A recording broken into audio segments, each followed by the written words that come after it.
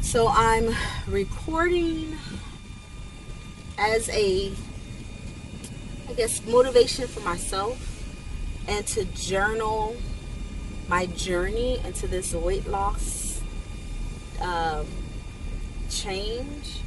Um, I'm just want to kind of talk about some of my thoughts that I've had as of late and talk a little bit about why I decided to go the route that I went. Now, since I was a little girl, I've always been thick or plus size or chunky or whatever term you want to use. I never let that weight stop me though. I was always creative in my writing and things that I did. My personality just shined through. I was always smart. I did things and didn't really think about my weight until the boys started coming along. Then I realized that my weight was not a hindrance, but it was a lot of burden when it came to young men. And my thickness to me became a problem because I had to start protecting my body because mannish boys would always have something to say. I mean, I grew up in a hood in the 80s and 90s where, y'all play too much, where y'all would have come by and smack the little girl's butt and things like that. So I don't think I was fully aware of my size and my weight until the boys started making comments and things. But I struggled because I saw my friends who were all much smaller than I was. Not that I was big. I mean, first of all, on both sides of my family, my mother and my father, the women are well endowed in the derriere. So I got double dosage of butt. And that is the thing that, the guys notice first, and, the thighs, and then I had the Coca-Cola shape, and so, but I always wanted to be smaller. I have a small frame. My hands are small, my feet are small, I have baby wrists. I have things on me that tells me that my frame is small, and yet I carry this weight, mostly in my lower section. Over the years, I've got accustomed to my body. I've got accustomed to knowing how to dress myself. Because when I tell people my weight, they say, no, you're lying. You cannot be that big. Yeah, I am. But you carry it well because I know how to dress to my shape and size. But not until recently, at the age of 43, I had to make a decision to do something about the weight that I was carrying. My being overweight all my life, my knees, my ankles, my back started to hurt on a consistent basis. And it got to the point where I knew I needed to do something. So, after speaking with a couple of friends that have had weight loss surgery, I decided that this is the route I needed to go to. I have always been told as a kid, which is so contradicting in statement, you put something on my plate, you have to clean your plate. How many of us were raised like that? You do not waste a lick of food. You will eat everything on your plate. And if you don't eat it, you better give it to your little brother, but you better not throw the food away. That's the mentality that I was raised in, right?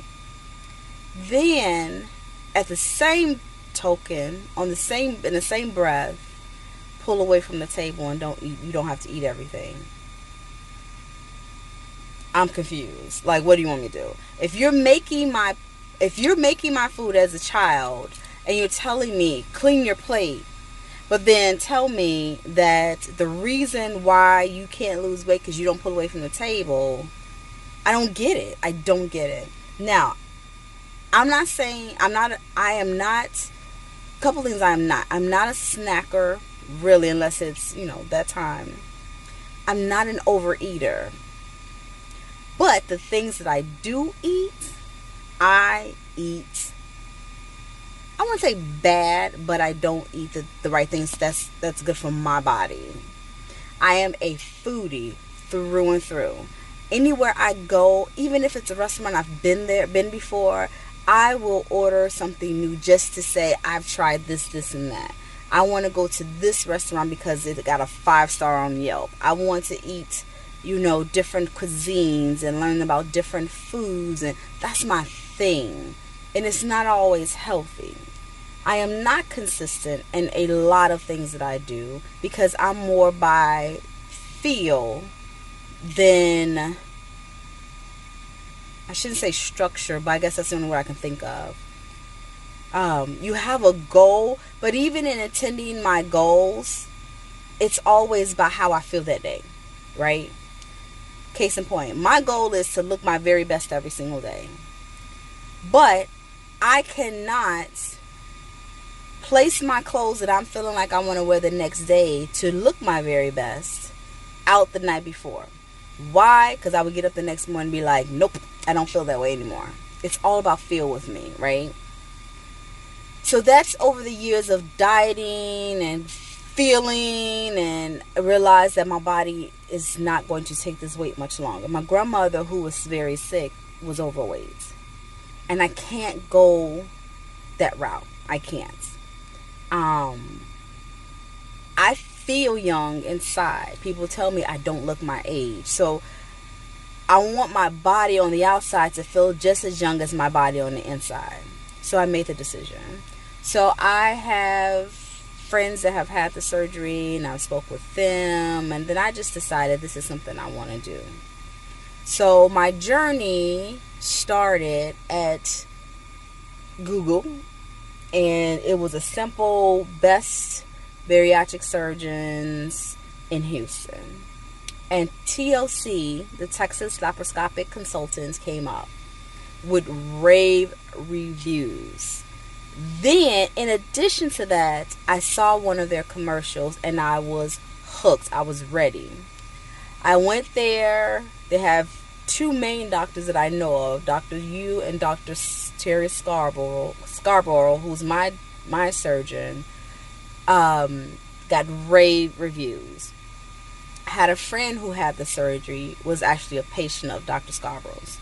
So I went in, and again, like I said, I'm about feel. When I went into TLC for my first consultation and I met with Dr. Scarborough, I was ready and I was willing and I wanted this bad. Now, obviously you have all kinds of prereqs to do for insurance purposes, and I'll do that in another video, but right now I'm just kind of telling my story.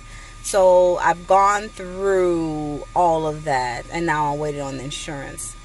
My feelings right now is anxious. I'm very anxious because I see all the success stories about people that have gone through the surgery, and I cannot believe the number of people that have had weight loss surgery. It's ridiculous. But it also tells me that it works if you use it properly. It's not something that is going to be an overnight thing. It's not something that's going to make you this wonderful person. It's just a tool to help you get to where you need to be. So I'm ready to receive my tool, and I'm ready to do this thing, and I'm ready to get my life down the path that I wanted to go to, because the path of fat is not working for me. The path of healthy is working for me. I set a goal for myself weight wise, but I'm not hung on that, because the goal that I set for myself, I've never been in my adult life. I don't know how I would look or feel at that weight. So I'm going to set that goal, but it's a fluffy goal. I may not ever want to get to that, right? I may stop 30 pounds prior to that. As long as my health is okay, meaning my legs don't ache, my back doesn't ache, my ankles don't ache. As long as those things are in line, I don't care about what the number on the scale says. So much so that prior to even having surgery, I've been in the gym. I've been working out for 2 months, and I've learned over years and years and years and years and years of dieting that scale is not your friend. Not mine, at least. It never says what I think it should say, even though I put all the work into getting my weight down and eating right. So I stopped. I took pictures of myself, and every week I will weigh myself. But the thing that I had to change mentally was that was not going to control my attitude. That was not going to hinder me from eating right. That was not going to hinder me from going into the gym. And that number is just that, a number.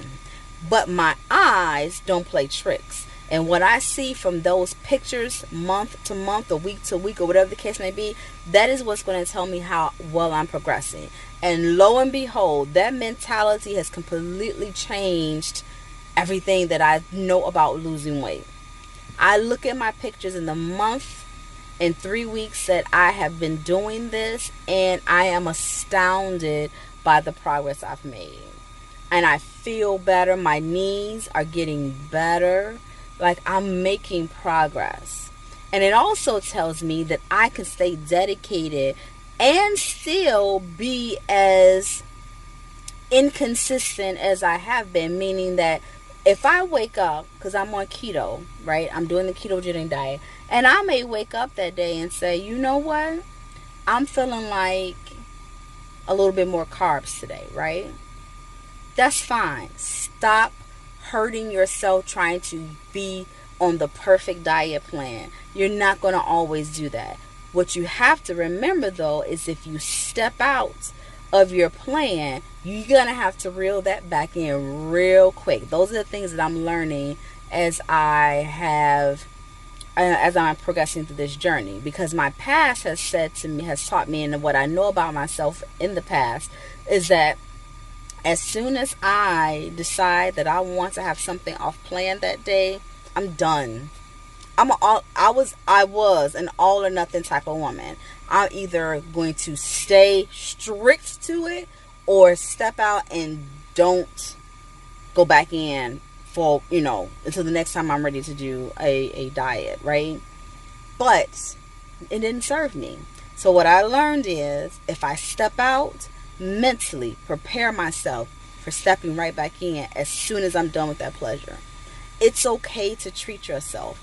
It's okay to say, I want a little mini candy bar. It's okay to say, I think I want some tortilla chips today. It's okay to say that. But the next thought should be, I enjoy what I just have. Now I'm back on plan. Be inconsistent. Be consistently inconsistent. Should I say that? I don't want to be consistently inconsistent.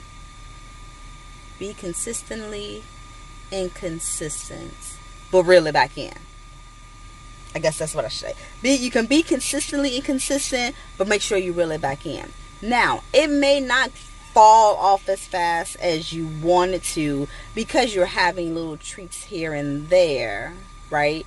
But know that if you do more harm, especially for a person like me, you do more harm trying to stick to something that makes you feel stifled, makes you feel like you have no freedom, makes you feel like you're being too much controlled. It's doing more harm doing it that way versus allowing yourself some guilty pleasures every once in a while. But know that gym is there, right? You get in that gym, you do what you need to do, you sweat that mess out and get past it, right? You have to be mentally prepared for this. And I think that I'm at the point where I am mentally prepared for this surgery. I know I'm mentally prepared for this surgery. And I know I'm about to be successful because everything in me is screaming, this is your time. This is your time. This is your time. Every weight loss success story that I've seen on IG, on Facebook, I see myself.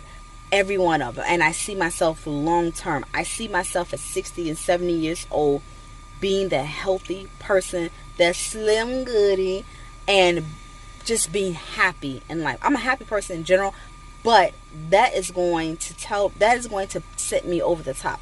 Everything that I was holding myself back on, I promise you, it's going to happen for me, and it's going to happen for me long term. There's no turning back. There's no turning back. I got this. I'm ready. I'm willing. I'm able. Keep watching so you can see my progress. I guarantee what I tell you. I'm going to come back with some more tips and just journal my feelings in the process, because it's a whirlwind. It's been so far, it's been up and down as far as finding my sweet spot. But I think I found it.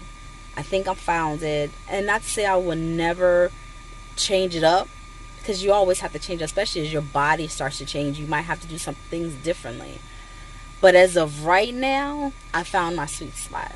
So anybody out there that's looking to do it, I haven't done it, but I promise you, if you're mentally ready for this, you're going to be successful. And I think that's the key right there. So that's my word for today.